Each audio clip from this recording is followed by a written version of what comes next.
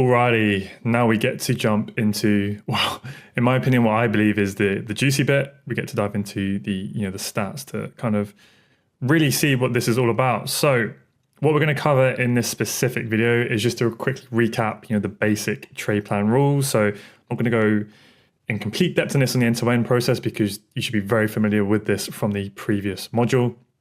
Then I'm going to show you the data variables that I collected. So essentially just talking through the backtesting process that I went through. And it is important that you understand this with some things I'm going to talk about so that you know how to correctly interpret the data that I'm going to show you at the end, okay? Because there are some things you really need to understand about it so then you can know how to do it in your own trading. Then I'll show you the summary stats of all of the raw data of all of the trades that I collected, and then kind of show you what that looks like when we remove those low probability trades, which again, I'll talk about in a bit more depth. And then at the end, we'll take a look at some potential ideas on what you may want to look at on how we can sort of try and really improve those results even further. So let's dig into it. So the trade plan, again, it's the exact same trade plan. The only slight difference is the refinement to the entry model. So the way that I have personally tested this thus far is the 4 hour, the M15 and the M5, right? So the 4 hour being my higher time frame, my M15 being my primary medium time frame. This is what the ideas we are trading, M15 ideas, M15 POIs, right? So price must be within an M15 POI. Then I drop down to the M5 time frame to look for that entry model. So price must have mitigated an M15 POI, and the M15 POI must be respected. If price trades through your POI, so it fails, and then the entry model sets up, that is not valid, okay, with the rules that I have used.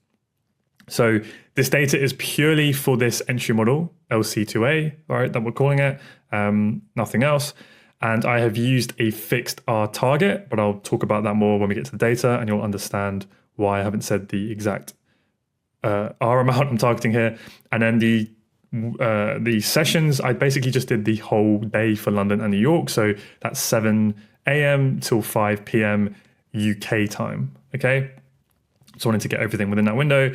Another big caveat to this is it basically ignored all news. But what I have done is I have noted for every trade if there was news before or just after the entry, and or if we had to manage the trade through news as well, which again, I'll show you when we get to the data. And yeah, the data I've collected so far is just on euro dollar and for 2023 year to date. So basically, that's from January to the end of October 2023. I have started testing on pound dollar with the exact same rules, but I've only got a few months of data on that, so I don't have anything statistically significant just yet, but it is going along as planned. So again, M15 POIs using this entry model only on the M5 timeframe. So before we dive into that, I did also, when I did my first initial phase of testing, I did test this entry model, but using it like the entry model 2B, right? Using it on equals. So obviously we look back, this is based on the fake break occurring, and then we're entering on the liquidation of the fake break. As you guys should know, if you've gone through the lessons in order, 2B is when we do the exact same thing, but with equals. Okay, so this is when there is no break of structure whatsoever, right? So that there's no chalk, there's no nothing, but there are relatively equal highs or lows, and then we enter on the liquidation of that, okay? Now, for the initial testing that I did for that same data period on the M5, January to October 2023, there was 28 trades with a 32% strike rate for a positive 10R return. For me, that just wasn't worth it, not good enough. So I have removed it from my initial trade plan with this, and I've removed it from the data that we're about to look at. So that's why all you've seen so far in this module, in these lessons, is only talking about 2A, because I just found that 2B wasn't worth it. Now, you may want to go and still test 2B and see if it works for you.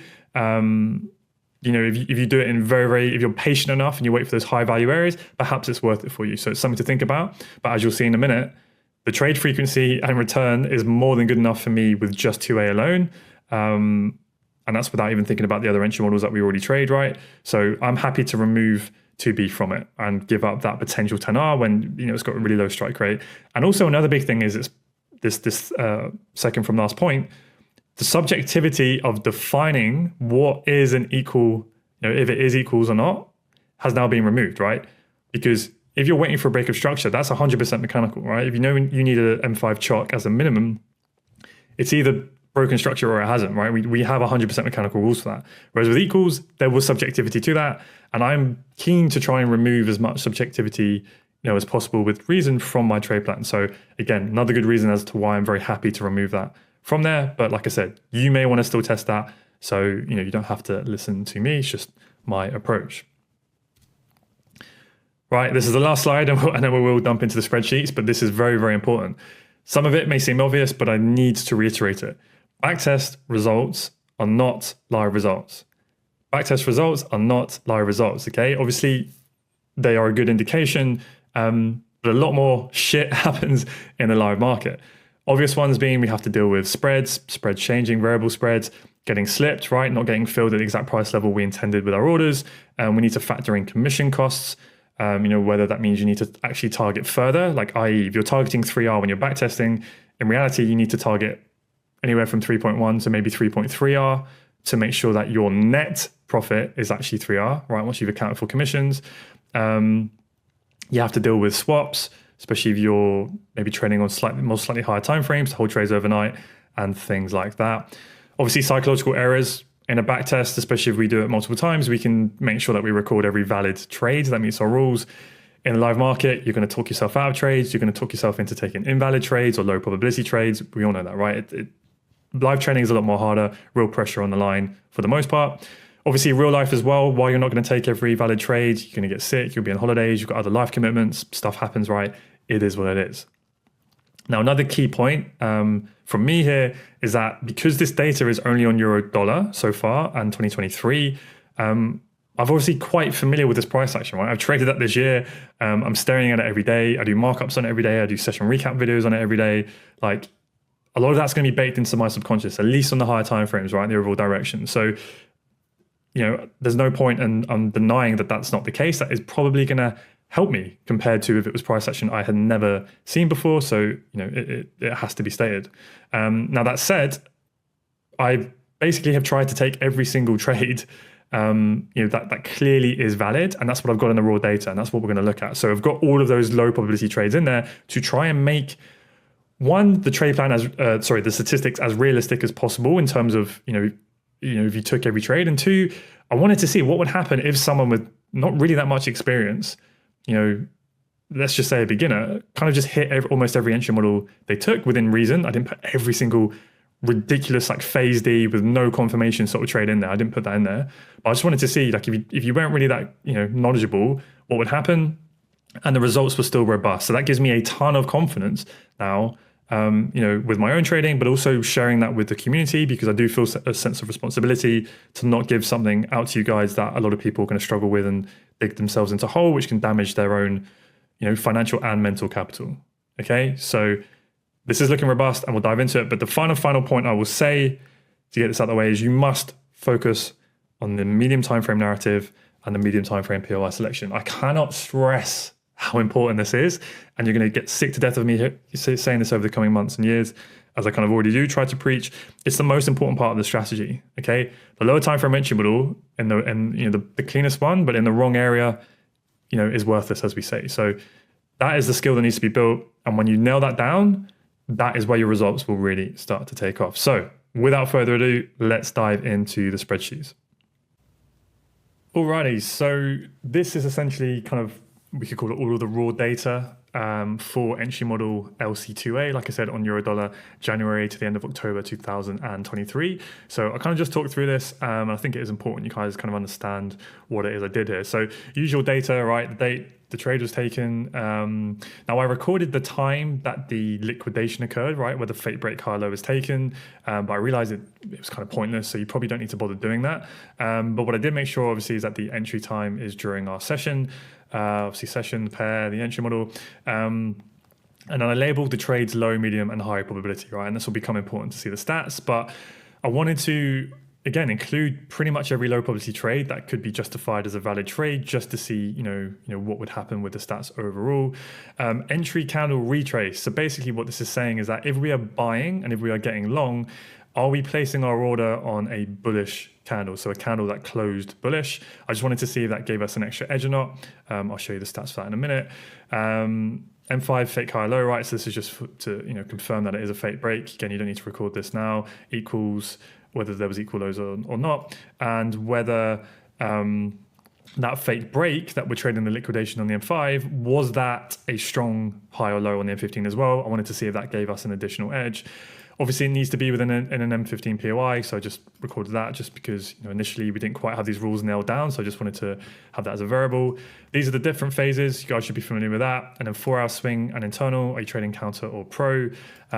These stats probably you don't need to bother recording because it doesn't really tell me that useful information for me personally, because you could, every scenario is quite different. Like technically you might be counter swing and counter internal, but like if it's coming off a great level and the M15 is looking really strong, and there's too many variables in it for me to worry too much about my M5 entry, depending on this. These help me build the narrative, but what's way more important for me is really what the M15 phase is doing. So I would, you can collect this if you want, but I would say probably not. But we'll talk about that in the next lesson when we talk about you guys backtesting and using the spreadsheet. This is definitely worth recording. So basically, if there was news like right around the entry, either just before the entry, on the entry, or just after, then I would put this in. So I'd say, if it was post the entry, I'd put post, if it was pre or on, and then I would write what the news was. And then if I had to hold the trade like during news, then I would put what that was. Now, I haven't had the time yet to properly analyze this, to go through the news and kind of figure out how I want to approach this, whether I'm willing to trade through certain news events, whether I'm willing to hold my trades, whether I'm going to close maybe just before.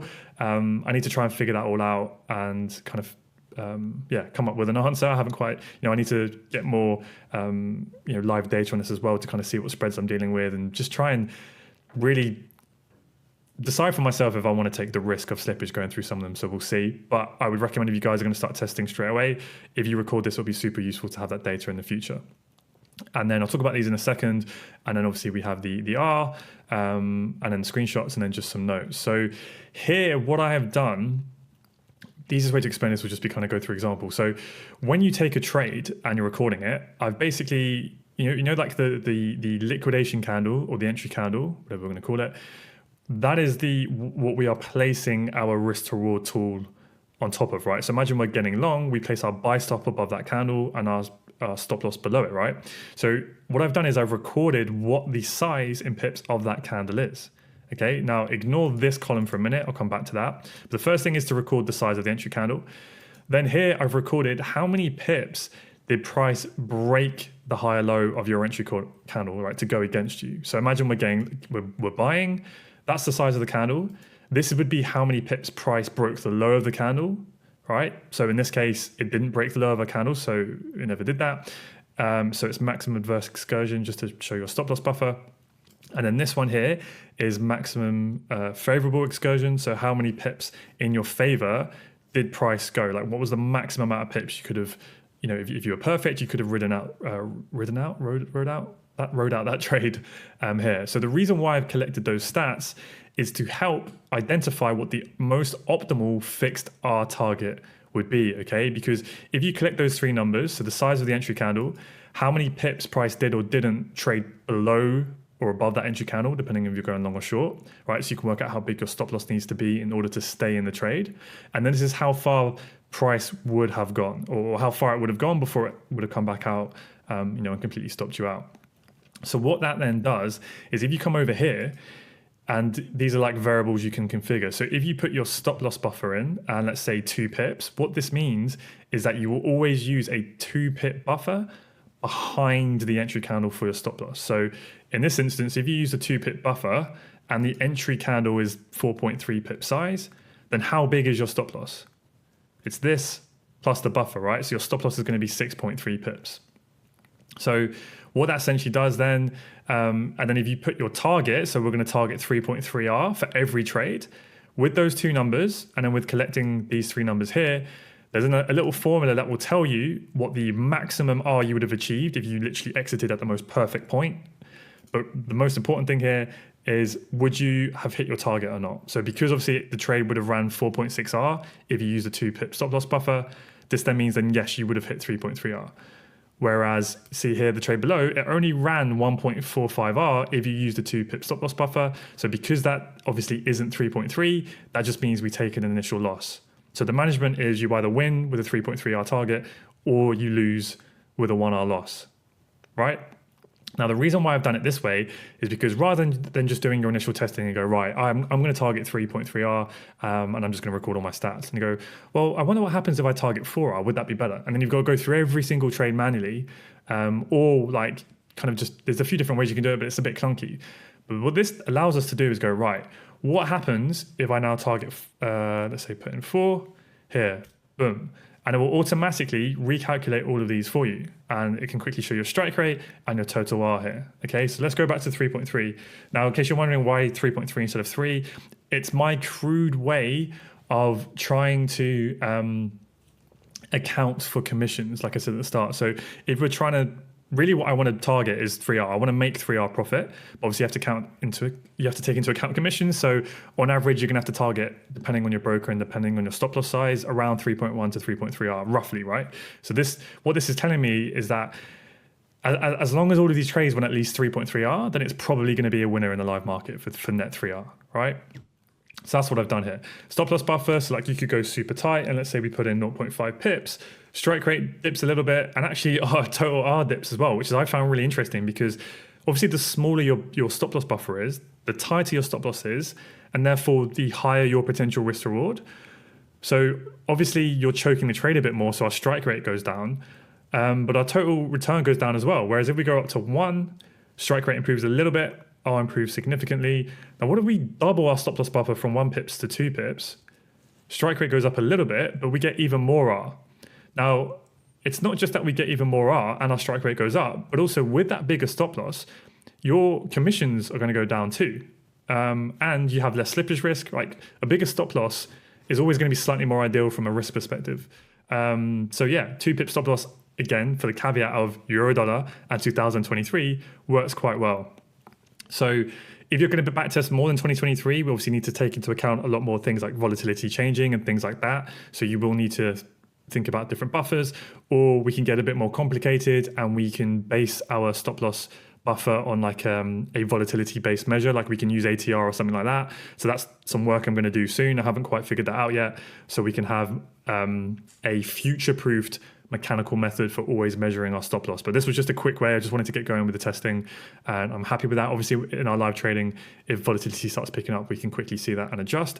But this was just a quick and crude way to do this quick analysis for 2023, if that makes sense. So what I will do in my live trading is I'm happy to use a stop loss buffer anywhere from like 1 to sort of 2.5 pips, and I'll use a little bit of discretion to kind of judge it based on the kind of the recent candles, if it makes sense. And also like if I need to, keep it a little bit tighter to make sure I've got enough risk to reward before the next key level. But when you're backtesting, use this fixed method, and it's a great way to just kind of see this fixed R target for the larger sample size, if that makes sense, okay? So now you kind of understand the way these stats are calculated, we can jump into the dashboard for all of these trades here. So again, including low probability trades. So just between Jan and October, we don't have November or December in yet. That gave us a total return of just under 200R.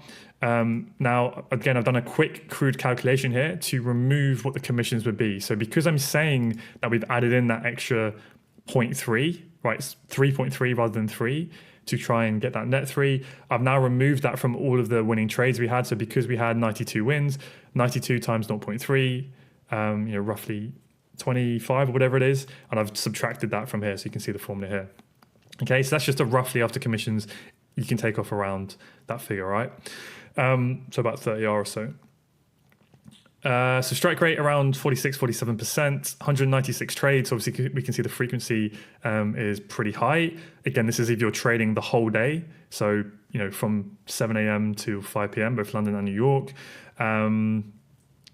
And yeah, you can see the loss streak's not too bad. Drawdown's not too bad with this. Obviously, if you took every trade, profit factor very, very healthy at 2.9. And obviously you can see those trades there. So I'm going to quickly remind you of those disclaimers. Like this is if you take every single trade. This is if you trade the entire session. So obviously in reality, your results are going to vary, but it's just to give you a rough indication of what is potentially possible.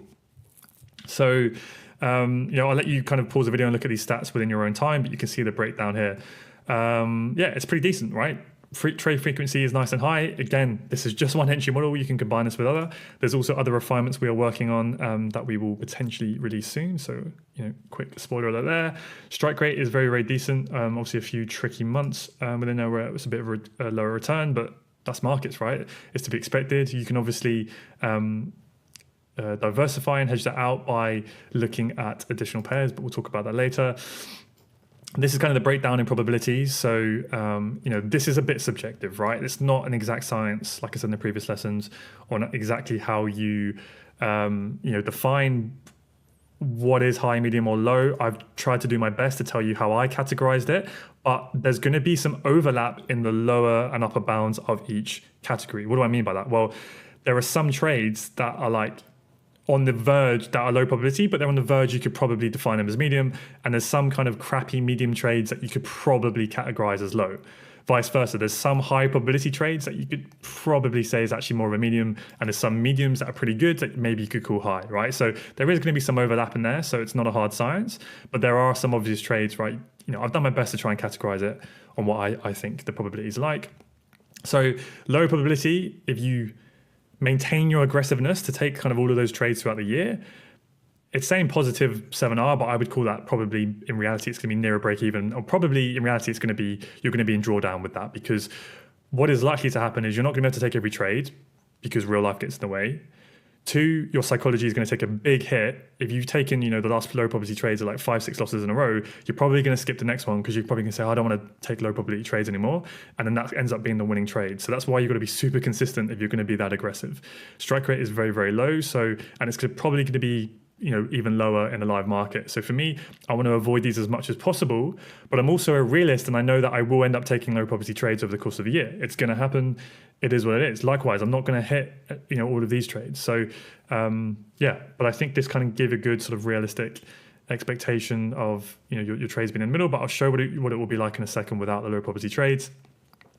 Here, if we look to the right, this is that retrace candle I was talking about. So this is entering on a bullish candle if you're getting long and a bearish candle if you're getting short, or the opposite if not. It made no difference to the stats, so you can pretty much just ignore this and not bother wasting your time collecting the data from that.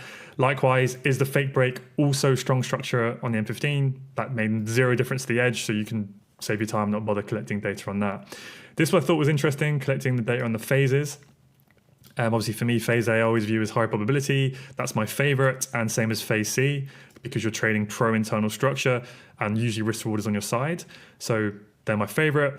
Phase A2 is when you're aggressively selling or buying after the break of structure. There are a fair amount of low probability trades within here. So that's why I've kind of brought the strike rate down on that. Same as phase D. Now, the strike rate doesn't seem too bad, you may be saying, but bear in mind that even though I took low probability trades, I'm not taking the outrageously low probability trades, but it's phase D. Price is just massive momentum you're trading against. It's not coming off a higher time frame supply and demand zone. There's not even an M15 chart. I'm never going to take that in the live market, so I'm not going to record that as a stat. So technically, if you went in there and you recorded every single phase D trade, then this is probably going to be a lot worse. Just to make that clear, and then also the range trades as well, not the best. Probably about break even overall if you took every single range trade. Of course, not all ranges are equal. Some you can get quite expansive with clear internal structure and it can make sense. Other ranges are just super tight and corrective, and that's when it makes, why are you trading that? So again, we can't categorize every single trade, otherwise we'll be here all day, but it's to give you a good rough indication. In terms of sessions, this can give you a nice high level overview. So I've recorded these sessions. The London session I have defined as 7 till 10 a.m. UK time. The London low as usual, 10 till midday. And then New York, I've done midday till 3:30 UK time, okay? So again, it's not an exact science. There's those 2 weeks either side of when there's basically when the daylight savings time shifts, there is sometimes a week or two's difference between New York and London when they're not quite synced. So it's not an exact science, but don't worry too much about that. It is not going to make a big difference to results over the long term. It won't be the difference between you being profitable or not. So don't get too caught up in that. Excuse me. And then the New York low here is, that is from 3:30 UK time, PM, till 5 PM. Okay. Now, just whilst I'm talking about that, so you remember this, if you look down here, it's basically this column here. So as you can see, 3:30 till 4 looks like it's worth trading if you want to trade that time. But from 4 p.m. onwards, I wouldn't recommend that. So going forward, when like we're putting this out here, I would say if you want to trade New York, trade up to 4 p.m. UK time, so whatever that would be for your time zone, that's worth trading up to. I wouldn't bother with this. It's just not really worth it. Now, I might have missed a few trades in my back testing because I guess I probably subconsciously switch off a little bit when I kind of, I know it's towards the end of the session. I'm not super eagle-eyed looking for positions, but I'd be very surprised if you kind of find that it's worth trading this for euro dollar. But if you can only be on the charts for like this window for whatever reason, then perhaps go and test the times that you can trade and see what you can do with it, right? But yeah, so I'll let you pause the video in your own time and you can really break this down. Obviously, London and New York are pretty even. London strike rate's a little bit higher. Well, actually quite a decent amount higher. So London is better, but this includes the low probability trades. So just do bear that in mind. And yeah, this is another good example. Like you could get off to an amazing start at the start of the year, really high strike rate, really nice return just for trading London on its own. Then you could have a tricky month, like not that many trades, low strike rate. Again, August, bit tricky. So, don't imagine you start trading live and then suddenly you have a month like that. You think, this doesn't work. Strategy doesn't work. That's why you got to zoom out, focus on the big picture. Also, again, remember this includes low probability trades and you're only trading one pair. You can definitely add in more than one pair with trading on the M5 for sure to hedge that out. Or if you want to trade the whole day, then very, very, very potential healthy return. So yeah, again, I'll let you dive into all of that in your own time. Let's take a look at what it looks like when we remove those low probability trades. So I'll see what I'm going to do. I'm going to put these side by side. It'll be easier to compare. Okay, so we've got the trades on the right where we've removed low, and then this is the raw data to the left. So the first thing I want to bring your attention to is the total return. So on the left, 199, right, or net 172. It's barely changed, right, to the right. So you're thinking, okay, well, what does it matter then? I'll just take every single trade. Well, that's not the key part. The key part is look at the strike rate difference. We've gone from 47 to 57. So what does that translate to in reality? Well, on the left, where we take everything, almost everything, we've got 104 losses. On the right, almost less than half the amount, only 54 losses. I can't begin to express how much of an impact that will have on your actual real life results, because you're not going to be, taking 50 less losses on one pair in 1 year is insane. It's a massive, massive improvement if you can have that patience and also have the skill to know what is a low probability trade so that you avoid them. For the most part, you're not going to avoid every low probability trade. You don't need to, but if we can try and aim to optimize to get towards this as close as possible, that's going to be great on your psychology, on protecting your your mental capital, as people like to call it, right? So that's super, super key for me. Now, I'm a realist. I'm not expecting to, hit these kind of stats in the live market, but it's something to aim towards, okay? Sustaining a profit factor over 4 over the long run is going to be very, very hard. I don't think I've ever seen it, but obviously we can aim for it, right? It's good to know what can be possible. So really that's kind of the main comparison I would make between them. And yeah, let's kind of just expand this now and you guys can kind of pause the video in your own time. So yeah, here are the stats. I'll scroll down as well so you can pause and you can dig into these. But I obviously encourage you to collect these stats yourself. And there we go. So yeah, it's decent. There's not really too much else for me to say. I mean, I guess like we've removed the low probability trades.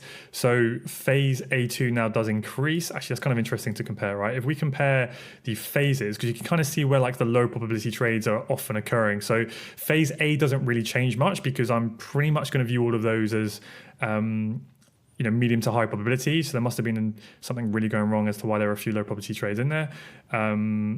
A2, that's where there's going to be a lot of low probability trades where it's going to be quite easy to kind of get FOMO and want to chase momentum, when you shouldn't be doing it. So with nearly half the amount of trades in there, the returns improve slightly, but again, big boost to the strike rate, right? So you want to be doing it in the right areas, which, I spoke about in the previous lessons where I showed you the difference between what I view high, medium and low probability trades. Phase B, again, not my favorite. So we've taken a fair amount of trades out of that, half the amount almost. and the R stayed about the same. Phase C, I really, really like, so we haven't taken too much out of that, so that hasn't really changed. Phase C and Phase A, right, they're going to be mainly medium and high probability trades.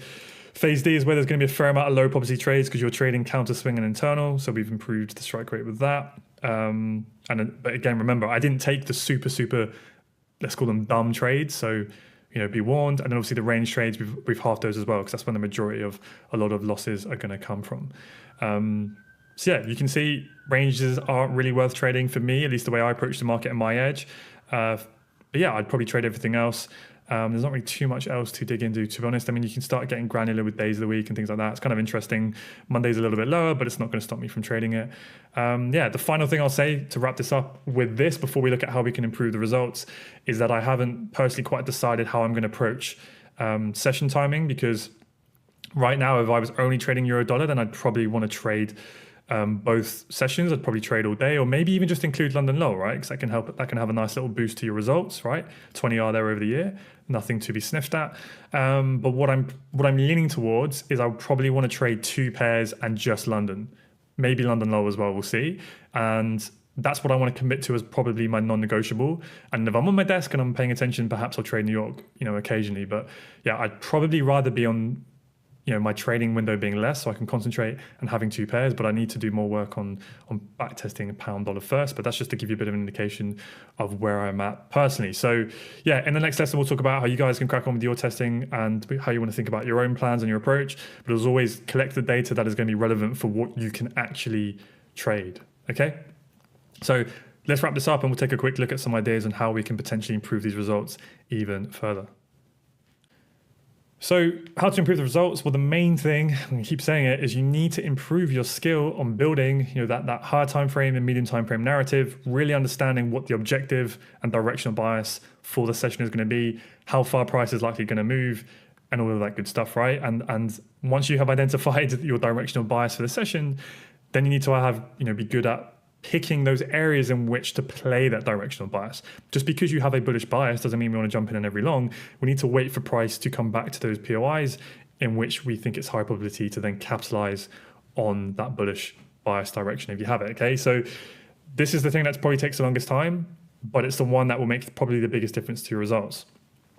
The next thing is that's probably going to have an immediate impact on those potential results that you can make in the live market and in your backtesting is if you switch from fixed R targets to technical targets. So this means rather than just capping your trade at say 3R, there's going to be times where it makes sense to target further. Now you do not have to do this. I'm not even sure if I'm necessarily going to do it.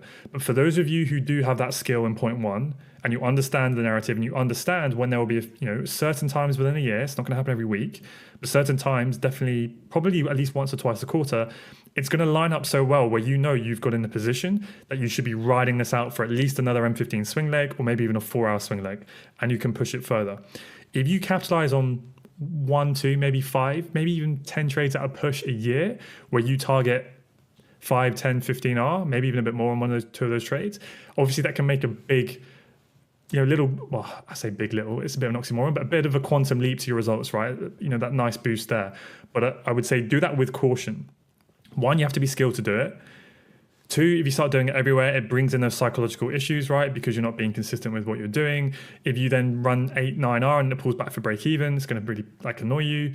So I would reserve that for when you're experienced if you're going to do it. I'll probably do it in very extreme and rare cases if I have very, very high confidence that I've positioned myself really well and what I think is going to be a decent move, then I'll consider it. But for the most part, I know what works well for my personality, my psychology, being consistent, trusting the stats, having those fixed R targets for the most part is great for me. So those 2 things at the top are going to be probably the biggest areas of improvement that I can think of right now. The next thing to consider is if you guys want to experiment with removing risk. So obviously the way I've tested it is just set and forget. It's either a win or a loss. But you may want to look at training your stop loss to break even or any other methods you may want to think about with doing that. The world is your oyster, right? You can get creative. Just try and make sure that it's a consistent mechanical rule set you're following. And I know some of you still like to use partials, right? Where you can partial out your risk. But you just need to make sure that you're collecting the stats accurately on that. So you know what you're doing with that. Obviously, the other thing, that's what I'm going to be looking at is adding in more than 1 pair. if you just want to trade this entry model on its own, then you can trade 2 pairs to try and improve the trade frequency and potential results. And then of course, you don't just have to trade this entry model on its own. You can combine it with the other entry models. Again, there's so many different ways you can cut it. What I will say, not to try and kind of keep dangling a carrot here, but like we are working on more entry models that are based on this same approach that hopefully will be releasing at least one more in the very near future. We just want to do a bit more testing on that, as there are definitely some caveats to it that you need to make to it to make it work as best as possible. So yeah, this is a great start. I'm super excited to get this out to you guys and see what you guys can do with testing. Obviously, over time, we will improve this. We will make more refinements.